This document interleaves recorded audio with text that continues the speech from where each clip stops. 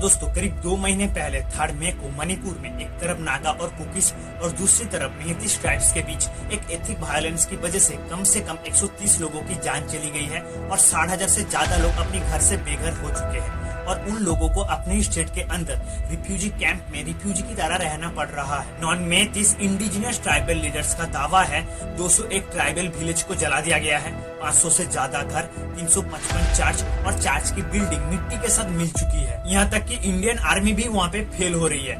Indian army ने अपनी Twitter पे एक वीडियो डाला है जहाँ मेहती महिलाओं ने मणिपुर में पीस कीपिंग ऑपरेशन में रुकावट बन के खड़ा हुई है और उन महिलाओं ने जेसीबी का इस्तेमाल करके असम राइफल्स की एग्जिट और एंट्री गेट पर खुदाई भी की है। लेकिन सबसे चिंताजनक बात यह है उन महिला ने एक खूंखार आतंकवादी को जेल से रिहा करने के लिए आर्मी को मजबूर किया है, जो कि 2015 में डोगरा रेजिमेंट कन्वॉय पर हमला करने का मास्टरमाइंड था, जिसमें 20 सोल्जर्स की मौत हो चुकी थी। आर्मी जो कि मणिपुर में पूरी तरह से फेल हो चुकी है, इसके बारे में भी समझेंगे। इसके अलावा हाल ही में मणिपुर के chief minister N Biren Singh की रेजिग्नेशन को लेकर एक बहुत बड़ा बखेड़ा खड़ा हुआ है। आइए उससे भी समझते हैं।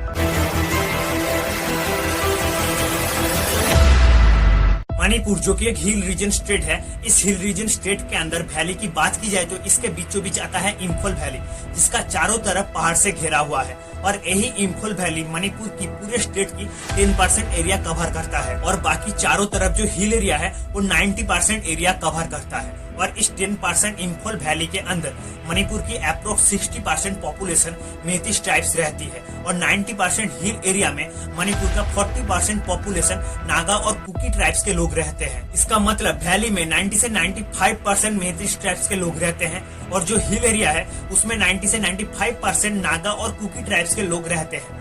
लेकिन जो वैली और हिल एरिया है उसमें किसको ज्यादा फैसिलिटीज मिलेगी? डेफिनेटली जो वैली एरिया के लोग हैं उसको ज्यादा फैसिलिटीज मिलेगी, क्योंकि वैली एरिया के लोगों को ड्रिंकिंग वाटर आसानी से मिल जाएगी, अच्छा इंफ्रास्ट्रक्चर खड़ा होगा। इंफ्रास्ट्रक्चर खड़ा होने का मतलब क्या होता है? जॉब्स अपॉर्चुनिटीज पैदा करता है, लोगों के पास पैसा आएगा। इसके अलावा एग्रीकल्चर के लिए मिट्टी वेदर और भी अच्छा होगा।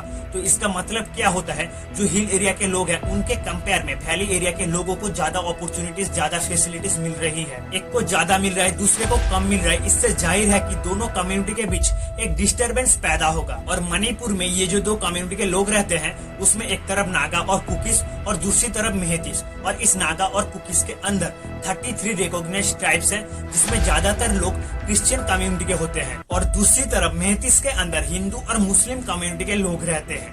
और हर साल मणिपुर में पड़ोसी देश म्यांमार और बांग्लादेश से हजारों इलीगल इमिग्रेंट्स आते हैं। इन मेहतीसों का दावा है जो बांग्लादेश और म्यांमार से इलीगल इमिग्रेंट्स आते हैं उनकी वजह से मेहतीसों का डोमिनेशन और राइट्स खतरे में आ सकती है और यही होता है इस वायलेंस का असली जड़। मेहतीसों का दावा है हर साल ऐसे इलीगल इमिग्रेंट्स आता रहा तो वो अपने स्टेट के अंदर एक माइनॉरिटी में कन्वर्ट हो जाएगा और जो इलीगल इमिग्रेंट्स आ रहे हैं वो उनकी जमीन को कब्जा कर रहे हैं, उनकी जमीन को छीन रहे हैं और इसीलिए मेहतीस, नागा और कुकीज के पास जो शेड्यूल ट्राइब्स की स्टेटस है वो डिमांड कर रहा है, जो कि मेहतीसों के पास नहीं है। और इस शेड्यूल ट्राइब स्टेटस की वजह से नागा और कुकीज इम्फॉल में आ सकते हैं, अपना धंधा, अपना कारोबार कर सकते हैं। इसके अलावा उन्हें सरकार की तरफ से बहुत सारी फैसिलिटीज मिल रही है, वो लोग इलीगल कॉफी प्लांटेशन भी कर रहे हैं और इसी वजह से मेहतीस अपने स्टेट के अंदर एक माइनॉरिटी बनता जा रहा है। इसके अलावा उनके हाथ से इम्फॉल निकलता जा रहा है और इसी वजह से मेहतीस शेड्यूल ट्राइब्स की डिमांड करने लगा है मणिपुर हाई कोर्ट से। जब 20 अप्रैल को मणिपुर की हाई कोर्ट ने मेहतीसों को शेड्यूल ट्राइब्स की स्टेटस दिलाने के लिए सेंट्रल गवर्नमेंट से मांग करी, जिसके बाद ये मामला और भी ज्यादा बिगड़ गया।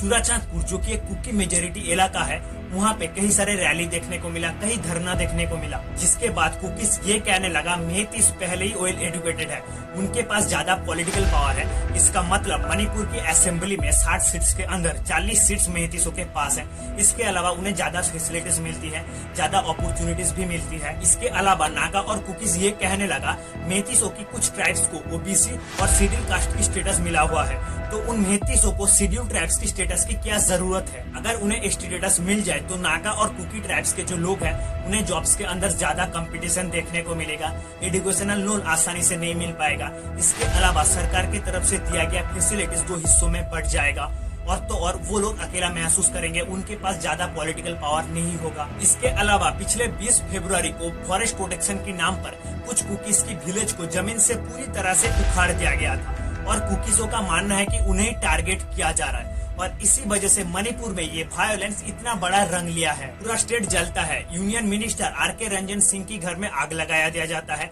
इसके अलावा इम्फॉल की लैम्फर एरिया में वोमेन मिनिस्टर मेमचक किपगन की ऑफिशियल रेसिडेंस में भी आग लगाया दिया जाता है। और इस एथिक वायलेंस का करीब 1.5 महीने बाद 25 जून को मणिपुर का chief minister N Biren Singh union minister Amit Shah के साथ मुलाकात करती है दिल्ली में, जहां अमित शाह एन बीरेन सिंह को राज्य में शांति स्थापना करने के लिए वोमेन ग्रुप मेरा पाइबेस और सिविल सोसाइटी ऑर्गेनाइजेशन के साथ बातचीत पुनर्जीवित करने के लिए कहा है। और यही मीरा पाइबेस ग्रुप जो कि विरोध प्रदर्शन और नाकाबंदी को लीड कर रहा है। और सेना के द्वारा हिरासत में लिया गया 12 चरमपंथियों को रिहा करना पड़ा, क्योंकि 1200 महिला की लीडरशिप में ये ग्रुप सेंट्रल सिक्योरिटी फोर्सेस को पूरी तरह से घेर लिया था। और इसी ग्रुप की वजह से मणिपुर में सेंट्रल सिक्योरिटी फोर्सेस पूरी तरह से फेल हुआ है। और कई इंटेंस स्पेकुलेशन की वजह से 30 जून सुबह 8 बजे कैबिनेट मिनिस्ट्रीज की मीटिंग में N Biren Singh chief minister के पद से रेजिग्नेशन देने का अनाउंस किया डेक्कन हेराल्ड नीति के अनुसार। इसके बाद करीब 2 बजे 2 महिला वॉलंटियर्स ने पूरी जनता के सामने